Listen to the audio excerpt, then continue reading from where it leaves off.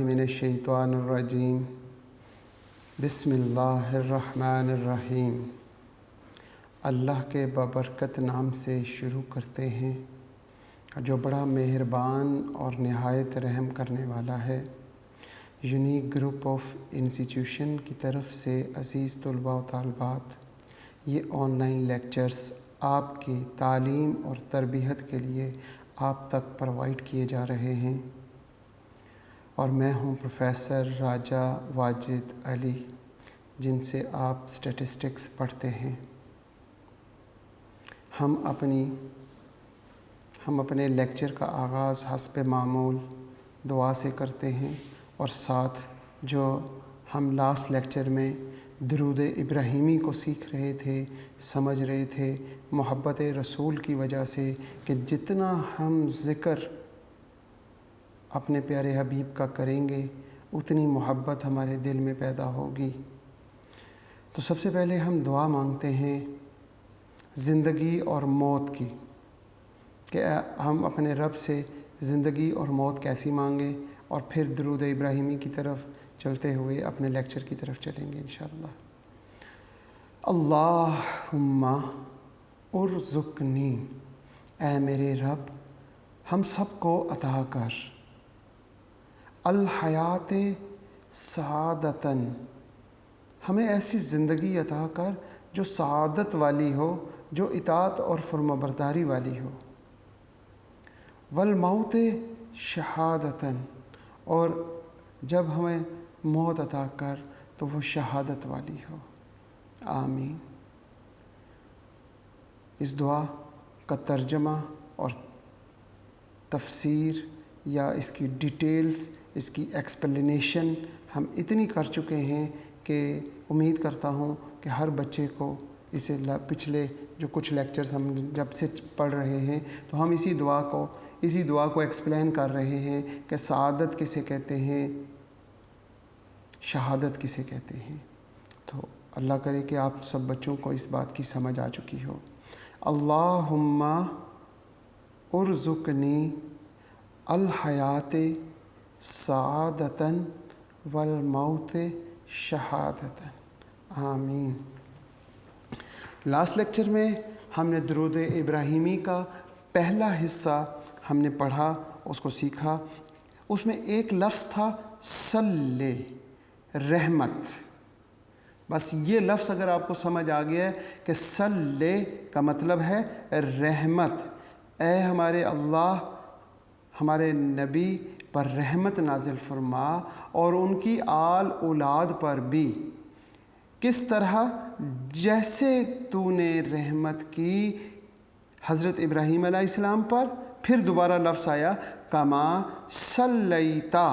जब लफ्ज़ के आखिर में ते और उसके ऊपर ज़बर हो तो इसका मतलब होता है कि आपने जिस तरह रहमत नाजिल की हज़रत इब्राहीम अलैहिस्सलाम पर और उनकी आल औलाद पर।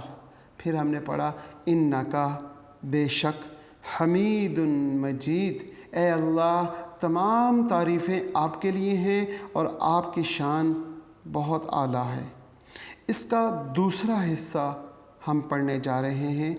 लफ्ज़ वही है, सिर्फ़ एक लफ्ज़ चेंज किया है, बाकी इबारत वही है, एक लफ्ज़ चेंज किया है। अल्लाहुम्मा, वही लफ्ज़, ए मेरे अल्लाह। आगे लफ्ज़ बारिक, ये लफ्ज़ चेंज हो गया। वहाँ पे था सल्ले, सल्ले रहमत नाजिल फरमा। बारिक उर्दू में हम इसे कहते हैं बरकत। ए अल्लाह बरकत डाल दे, ए अल्लाह बरकत नाजिल फरमा। किस पर? वही इबारत है और सल्ले की जगह पे बारिक आ गया, बस मतलब भी वही सारा होगा। अल्लाहुम्मा बारिक, ए मेरे अल्लाह बरकत नाजिल फरमा आला मुहम्मदिन, मोहम्मद सल्लल्लाहु अलैहि वसल्लम पर बरकत नाजिल फरमा। व आला आले मुहम्मदिन, और आले मतलब आल पर, औलाद पर। किसके? आले मुहम्मदिन, मोहम्मद सल्लल्लाहु अलैहि वसल्लम की आल और औलाद पर भी बरकत नाजिल फरमा। कमा वही लफ्ज़ वही इबारत, जैसा कि बारिकता वहाँ पे था सल्लैता, सल्लैता जैसा कि आपने रहमत नाजिल की।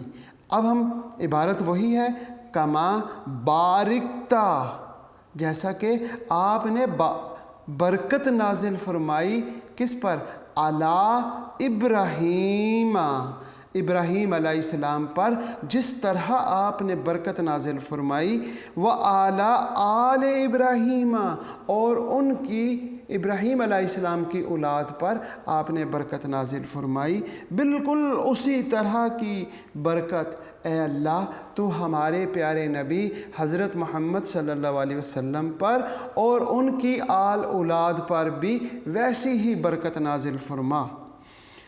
इन्नका वही इबारत बेशक, हमीदुन मजीद, इस कायनात की तमाम तारीफ़ें ए अल्लाह आपके लिए हैं और आप बड़ी शान वाले और आपकी शान आला है। आमीन। ये दुरूद इब्राहीमी का तर्जमा था। मैंने कोशिश की कि इबारत ऊपर और नीचे सेम, सिर्फ़ एक लफ्ज़ चेंज किया। सल्लैता मतलब रहमत नाजिल कर, ए अल्लाह अपनी रहमत नाजिल कर, और दूसरी इबारत में बारिक और बरकत नाजिल फरमा। मैंने लास्ट लेक्चर, एक या दो लेक्चर पहले, हज़रत इब्राहीम अलैहिस्सलाम का एक छोटा सा किस्सा सुनाया था, जिसमें मैंने बताया था कि हज़रत इब्राहीम अलैहिस्सलाम की कौम ने जब ये देखा कि ये तो हमारे खुदाओं के पीछे पड़ गया है, तो इन्हें क्यों ना हम आग में जला दें। तो एक आग तामीर की गई, एक आग जलाई गई, जिसके लिए सालों साल लकड़ी और ईंधन जमा करके और एक ऐसी भयानक आग जारी की कि उसकी तपिश इतनी ज़्यादा थी कि अब उस आग में धक्का देने के लिए करीब नहीं जाया जा सकता था, कि हज़रत इब्राहीम अलैहिस्सलाम को उनके करीब ले जाके और उन्हें उनमें गिराने के लिए कोई धक्का दे दे। इवन के कुफ़ार ने ये कहा कि आप ख़ुद ही चले जाएं। तो हज़रत इब्राहीम अलैहिस्सलाम ने कहा मैं ख़ुद क्यों जाऊं, तुम लोगों ने आग लगाई है, फेंक दो मुझे अगर फेंक सकते हो।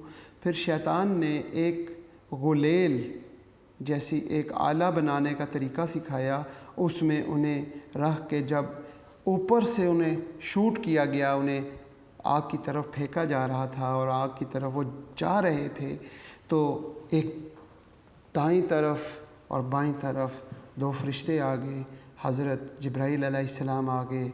ये पानी का फ़रिश्ता साथ लेके आए और कहा कि अगर आपको मेरी ज़रूरत है तो बताएं, ये पानी का फ़रिश्ता है, बारिश का फ़रिश्ता है, इसने एक सेकंड आपके पहुंचने से पहले ये आग ख़त्म कर देंगे।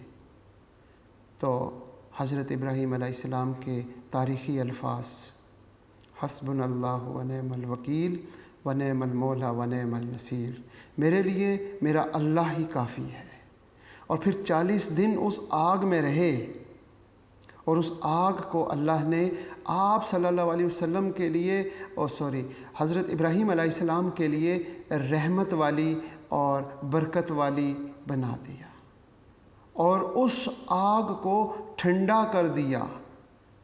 जैसे आज के दौर में आप एसी में 20-22 टेम्परेचर में आप रहते हैं, उस आग में आप हज़रत इब्राहीम अलैहिस्सलाम रहे, 40 दिन तक अल्लाह का ज़िक्र करते रहे।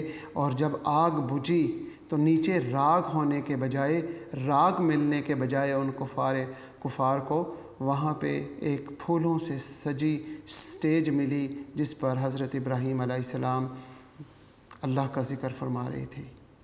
तो ये वो रहमत और ये बरकत थी। और इस मौजू को अल्लामा इकबाल ने छेड़ते हुए कहा कि हो अगर आज भी ईमान इब्राहीमी पैदा, हो अगर आज भी ईमान इब्राहीमी पैदा, आग कर सकती है अंदाज़े गुलिस्तां पैदा। यानी आग नहीं भूली अंदाज़े गुलिस्तां पैदा करना। ईमान इब्राहीमी पैदा करना हमारा काम है कि हम ऐसा ईमान पैदा करें कि अल्लाह पे इतना तवक्ल हो कि बस आग भी अंदाज़े गुलिस्तां आज के दौर में भी पैदा कर सकती है। बहुत शुक्रिया। आज हम अपने लेक्चर की तरफ चलते हैं। स्टैटिस्टिक्स हमारा सब्जेक्ट है, फ़र्स्ट ईयर हमारी क्लास है, चैप्टर 4 मेजर ऑफ डिस्पर्शन और मोमेंट्स, और इसके साथ स्क्यूनेस एंड कर्टिसिस का चैप्टर है, और लेक्चर नंबर 66 है।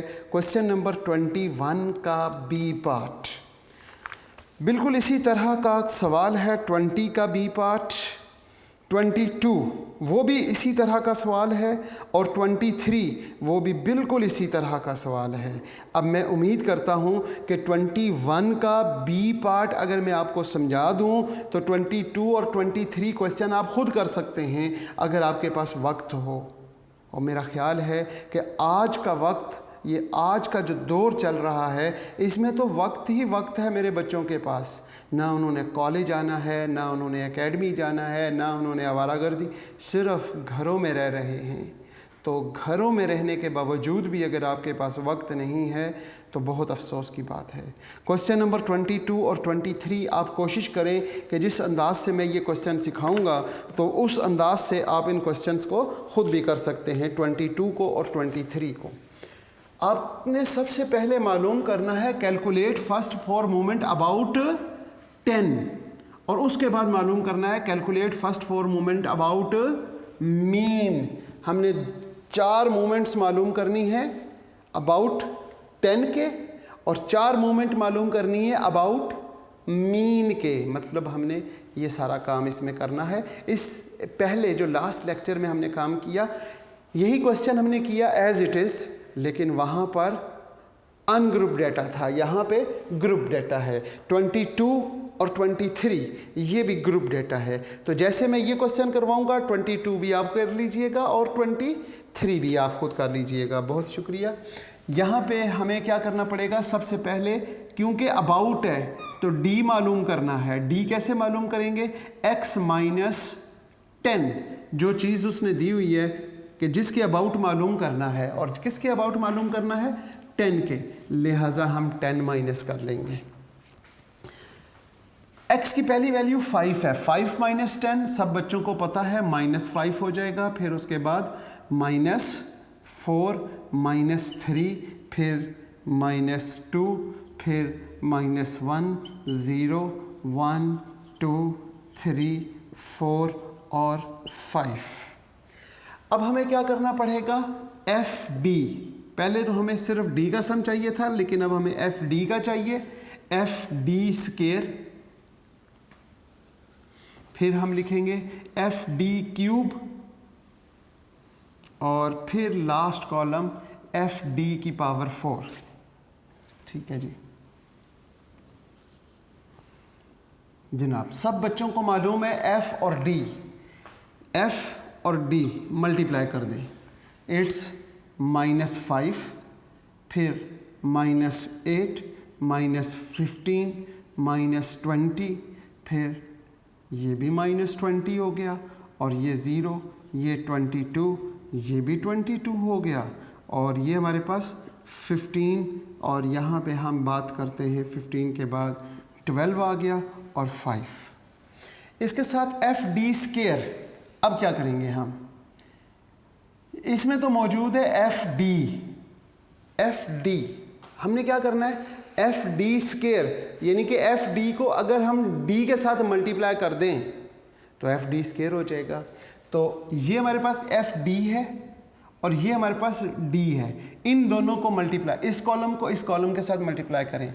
यहाँ पे हमारे पास आ गया 25, 8, 16 और 32, 32 आ जाएगा। फिर यहाँ पे हमारे पास 45 आ गया, फिर ये 40, फिर यहाँ पे ये भी 40। पता नहीं ये 40 तो नहीं होता, ये तो 20 होगा। इसके बाद 0, यहाँ पे 22, इसको जब 2 से मल्टीप्लाई करेंगे तो 44, फिर 45, फिर 48 और फिर 25। अब हम एफ डी स्केयर को किसके साथ, डी के साथ मल्टीप्लाई करेंगे तो एफ डी क्यूब आ जाएगा और आपके पास जवाब आ जाएगा -125 -128 -135 -80 -20 फिर 0 फिर 22 फिर 88 135 और 192 और 125। उम्मीद करता हूँ कि ये पॉइंट्स आपको समझ आ रहे होंगे। जैसे हमें एफ डी की पावर 4 चाहिए तो एफ डी की पावर 3 मौजूद है, उसको सिर्फ एक दफ़ा डी से मल्टीप्लाई कर देंगे तो एफ डी 4 आ जाएगा। एफ डी 4, ये जो -125 है इसको क्या करेंगे डी के साथ, यानी कि इस पूरे कॉलम को इस डी के साथ मल्टीप्लाई करेंगे तो एफ डी की पावर 4 आ जाएगी। 625 आ गया पहला, 512 आ गया, 405 आ गया, 160 आ गया, यहाँ 20 आ गया, यहाँ पे 0, यहाँ पे 22 को जब आप 1 से मल्टीप्लाई करेंगे तो 22 आ जाएगा। फिर हम लिखेंगे 176, फिर 405, फिर 768 और फिर 625। अब इन सारे कॉलम्स का टोटल करेंगे। अब टोटल कैसे करेंगे, सबसे पहले हम देखते हैं फ्रीक्वेंसी का टोटल 131। फिर इसके बाद हम देखते हैं एफ डी का टोटल। एफ डी का टोटल क्या है हमारे पास 8। फिर हम टोटल देखते हैं एफ डी स्केयर का 346। फिर हम लिखेंगे 74 और फिर 3718। अब हमने देखना है कि हम क्या मालूम करें, मोमेंट अबाउट ओरिजिन 10। सबसे पहले हमारे पास सवाल है मोमेंट अबाउट ओरिजिन 10। हमने मोमेंट अबाउट ओरिजिन 10 मालूम करना है। इसको हम m1 से डिनोट करते हैं, summation F D over summation F. ठीक होगी बात। m2 summation F D square over summation F. m3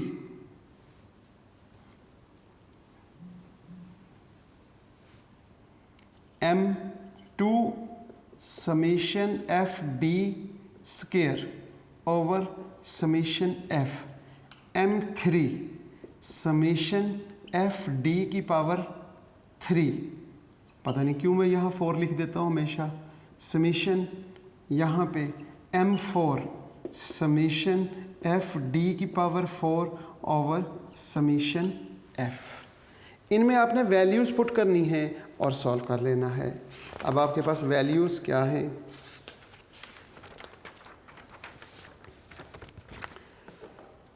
पहली वैल्यू क्या है, summation F D. F D का सम 8 है और समीशन एफ 131। यहाँ पे लिखेंगे 8 over 131। Summation F D square अगर आप देखें तो ये 346 है, 346 ओवर 131। और फिर समीशन एफ डी क्यूब 74 जनाब, 74 ओवर 131। और ये समीशन एफ डी की पावर 4, ये हमारे पास क्या है 3718 ओवर 131 इज इक्वल टू। ठीक होगी बात। अब आपने क्या करना है कि इनके आंसर्स लिखने हैं और वो तो कैलकुलेटर से सॉल्व करेंगे आप लोग। क्या ये मुश्किल क्वेश्चन है? अगर ये मुश्किल नहीं है तो 22 और 23 आपने खुद करना है। 23 में ग्रुप्स दिए हुए हैं, उनको क्या करेंगे, जमा करके 2 पे डिवाइड करेंगे तो x आ जाएगा। जब x आ जाएगा तो आगे सॉल्व कर लीजिएगा। 8 ओवर 131, ओहो ये क्या जवाब आया, 0.06107। अब हम 346 ओवर 131, तो ये हमारे पास आ गया 2.64122।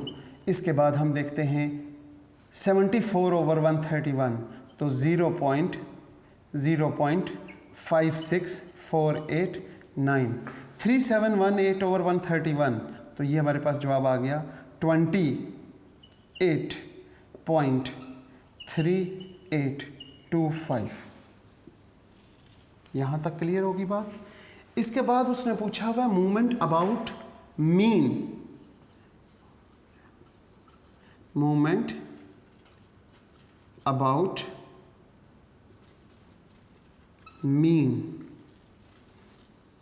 अब इनका रिलेशन ऊपर मूवमेंट अबाउट ओरिजिन 19 के साथ मौजूद है, हम उसको देखते हैं। mu1 is equal to m1 minus m1। अब इसमें वैल्यूज़ पुट कर दें। वैल्यूज़ क्या हैं? m1 की वैल्यू हमारे पास है 0.06107 माइनस 0.06107। जब आपने इसे माइनस किया तो जवाब ज़ीरो आ गया। mu1 जो है ये ऑलवेज़ ज़ीरो होता है। mu2 का क्या फार्मूला है? अगर हम ज़रा गौर व फिक्र करें तो हमारे पास mu2 का formula, mu2 is equal to m2 minus m1 का स्क्वायर। इसमें वैल्यूज़ पुट कर दें। m2 की वैल्यू क्या है हमारे पास? वो हमारे पास है 2.64122 माइनस फिर m1 की वैल्यू क्या है? 0.06107 और इसका स्क्वायर। जब आप क्या करेंगे कि 2.64122 माइनस, जब आप इसका स्क्वायर लेते हैं तो आपके पास जवाब आ जाएगा 0.0033729 और यहाँ से आपके पास mu2 की वैल्यू आ जाएगी आपके पास, अल्लाह आपका भला करे, तो 2.63749। ये आपके पास mu2 आ गया। अब इसके बाद आपने mu3 मालूम करना है। mu3 का फार्मूला मैंने जिस अंदाज से याद कराया था, क्या बच्चों को याद है?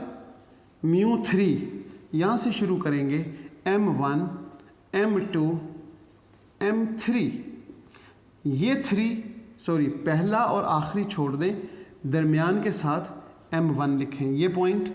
फिर पहले के साथ साइन प्लस का होता है, फिर माइनस और फिर प्लस। ये 3 कहाँ जाएगा?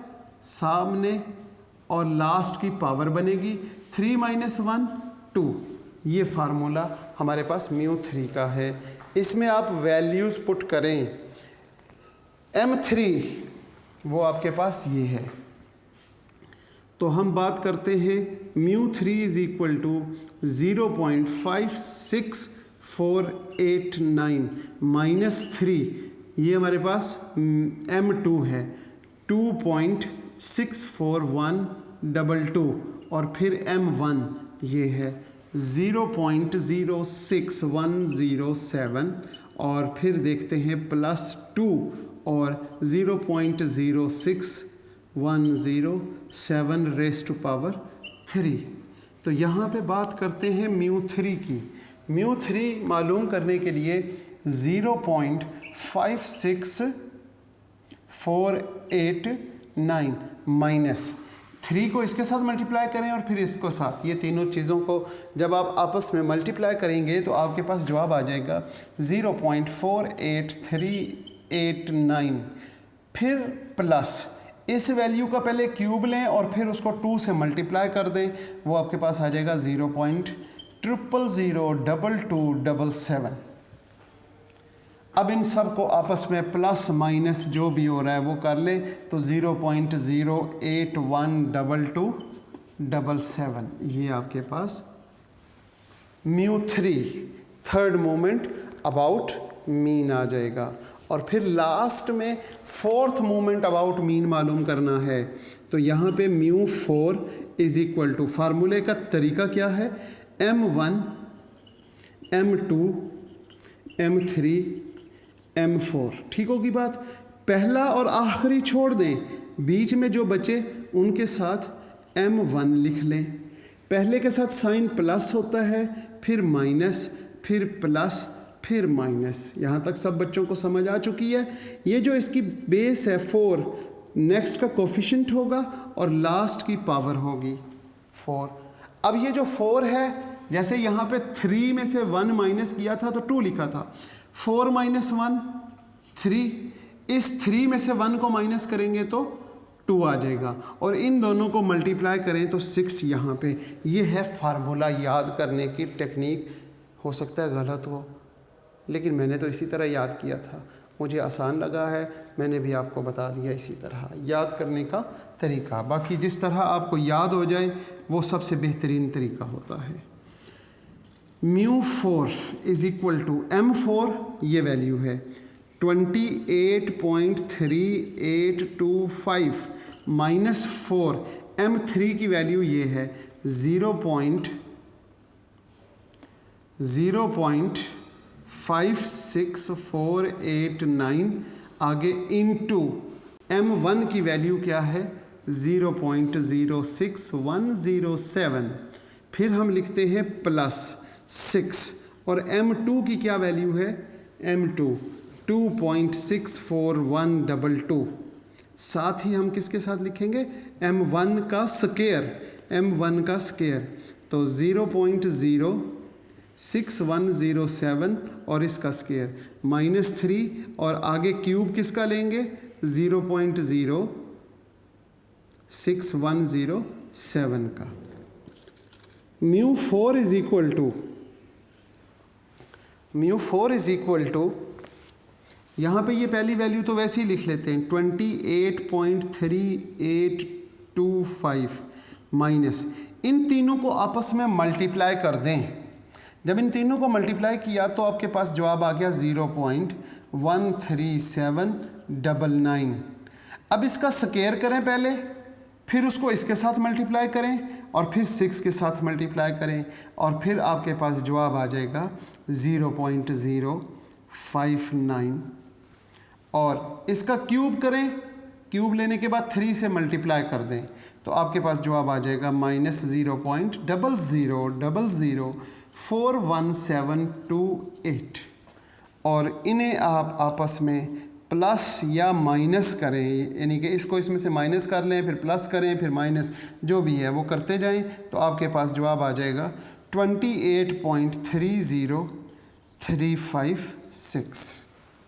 ये था हमारा क्वेश्चन नंबर 29, जिसमें 2 बातें पूछी हुई थी, मोमेंट अबाउट मीन और मोमेंट अबाउट ओरिजिन एट 10। पहले हमने मोमेंट अबाउट ओरिजिन 10 मालूम किया, और फिर उनकी वैल्यूज़ को इस्तेमाल करते हुए, और ये जो relation between moment about mean end moment about origin है, उनके रिलेशन के फार्मूले यूज़ करते हुए मोमेंट अबाउट मीन मालूम कर लिया। बाज़ औक़ात जो क्वेश्चन पेपर में आया करता है तो ये जो सारा हमारी मेहनत तलब काम है ये नहीं देता, वो डायरेक्ट ये वैल्यूज़ दे देगा कि मोमेंट अबाउट ओरिजिन 10 जो है, फर्स्ट ये है, सेकंड, थर्ड और फोर्थ, ये चारों वैल्यूज़ देने के बाद ये चारों वैल्यूज़ आपसे अगर वो मांगेगा तो ये तो बहुत आसान सा सवाल हो जाएगा। इसके बाद अगर मैं बात करूं क्वेश्चन नंबर 22 की, जो आपके ज़िम्मे है, उसमें लिखा हुआ है calculate the first four moment about mean of the following frequency distribution. और 23 क्वेश्चन में भी यही सवाल है, find first four moment about the mean of the following frequency distribution. इसके 2 से 3 मेथड हैं, तो हम फिल वक्त उसको सीखने की कोशिश करते हैं। 22 और 23 दोनों सवाल एक ही तरह के हैं, और वो इससे मिलते जुलते हैं, जैसे हमने अभी ये सवाल किया है 21 का B part. Calculate first four moment about mean. Find या calculate first four moment about mean. अब इससे पहले जो सवाल हमने किए उसमें पहले अबाउट ओरिजिन था, उस ओरिजिन से हमने आगे ओरिजिन 19 था, ओरिजिन 17 था, या लास्ट क्वेश्चन में जो था वो हमारे पास 19 था और इससे लास्ट क्वेश्चन जो है उसमें 10 था। अब मूवमेंट अबाउट ओरिजिन किसी के नहीं, डायरेक्ट मालूम करें मूवमेंट अबाउट मीन, तो उसके लिए आपको क्या करना पड़ेगा। अगर हम देखें डेली वेजेस 22 में x दिया हुआ है और x की क्या वैल्यूज़ दी हुई हैं, x की वैल्यूज़ दी हुई हैं 12, 14, 16, 18, ठीक होगी बात। यहाँ पे 12, 14, 16, 18, 20 और शायद 22 भी लिखा हुआ है जी 22। इसके साथ उसने फ्रीक्वेंसी दे दी, फ्रीक्वेंसी की वैल्यू उसने क्या दी 1, 4, 6, 10, 1, 4, 6, 10, 1, 4, 6 और 10 के बाद उसने क्या दिया हुआ है 7 और 2, 7 और 2 और इसका उसने सम भी कर लिया, मेरा ख्याल है 30 होगा, 30 ही है। डायरेक्ट निकालें जी मोमेंट अबाउट मीन, दो तरीक़ों से समझाऊंगा, एक डायरेक्ट तरीके से, डायरेक्ट मेथड से, और एक मोमेंट अबाउट ओरिजिन के मेथड से। एक तो हमने मालूम करना है डायरेक्ट मोमेंट अबाउट मीन।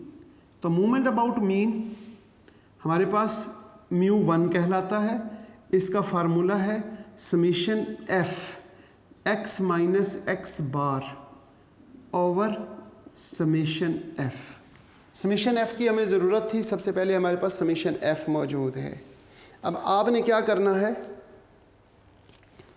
अब आपने यहाँ पर एक कॉलम बना ले fx, 12 को 1 से मल्टीप्लाई किया 12 आ गया, 14 को 4 से मल्टीप्लाई किया तो 56 आ गया, इसी तरह 96 आ गया, फिर 180 आ गया, 140 आ गया और 44। इसका सम कर लें जनाब आप, सम क्या आया 528।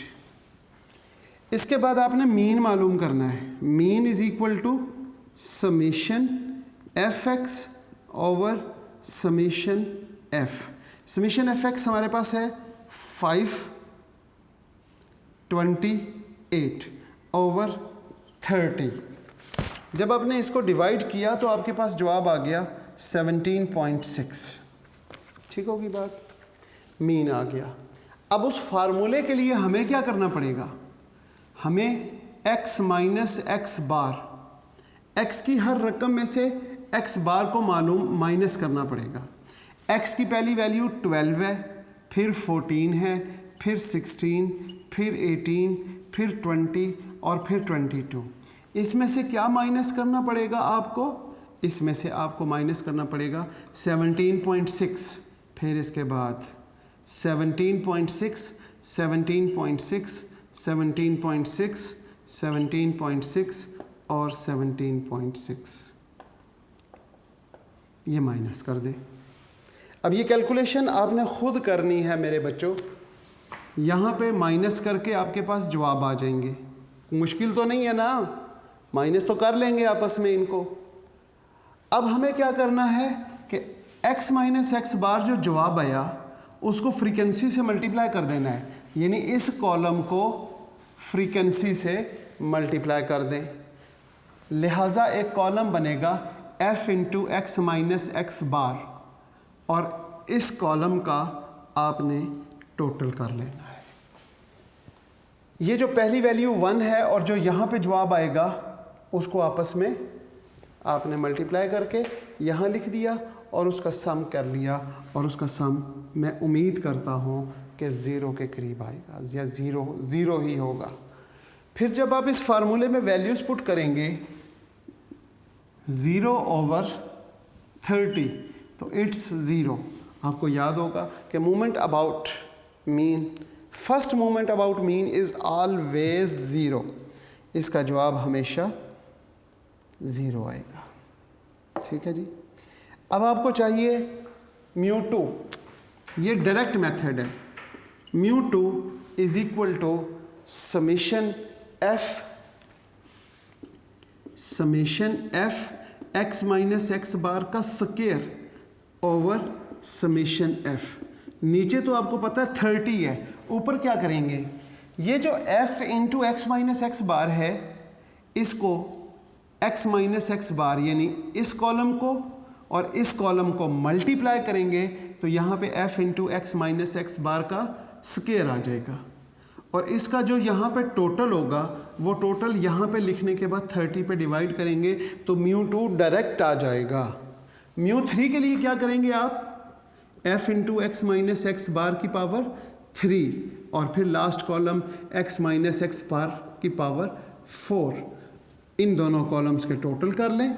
यहाँ पे μ3 और μ4 फार्मूले तो याद होंगे, summation f into x minus x bar की पावर 3 ओवर समीशन f और summation f into x minus x bar की पावर 4 ओवर समीशन f। इनमें वैल्यूज़ पुट करेंगे, ये जो टोटल आएंगे और फिर डिवाइड करने पर आंसर आ जाएंगे। ये था क्वेश्चन नंबर 22 और 23। दोनों सवालों में उसने ये कहा कि फर्स्ट 4 मूवमेंट अबाउट मीन मालूम करें of the following frequency distribution. अब जो 22 है उसमें x की वैल्यूज़ उसने खुद ही दी हुई हैं, लेकिन 23 में ग्रुप्स हैं 10 to 14, 15 to 19, 20 to 24, इस तरह आगे। तो इनको जमा करके 2 पे डिवाइड यानी मिड पॉइंट मालूम करने से x आप मालूम कर लेंगे। जब आपके पास x मालूम हो जाएगा तो फिर उसके बाद यही सारा प्रोसीजर है। ये मेथड है डायरेक्ट मेथड। तो नेक्स्ट लेक्चर तक आपने कोशिश करनी है कि क्वेश्चन नंबर 22 और 23 डायरेक्ट मेथड से सॉल्व कर लें। फिर मैं इनको मोमेंट अबाउट ओरिजिन के मेथड से सिखाऊंगा इंशाल्लाह नेक्स्ट लेक्चर में, और फिर हम आगे चलेंगे। लें जी, इस दुआ के साथ कि अज़ीज़ तुलबा व तालबात जहाँ पे रहें खुश रहें, सलामत रहें और सेहत वाली और ईमान वाली ज़िंदगी अल्लाह पाक आपको अता करे, वालदैन का साया ता क़यामत कायम रखे और उनकी इताअत और फरमाबरदारी की तौफ़ीक़ अता फ़रमाए। और अल्लाह से हम हर वक्त दुआ करें कि ए अल्लाह हमें सारी ज़िंदगी ईमान पर अता कर और हमारी आखिरत भी ईमान पर अता कर। आमीन। अल्लाह हाफ़िज़।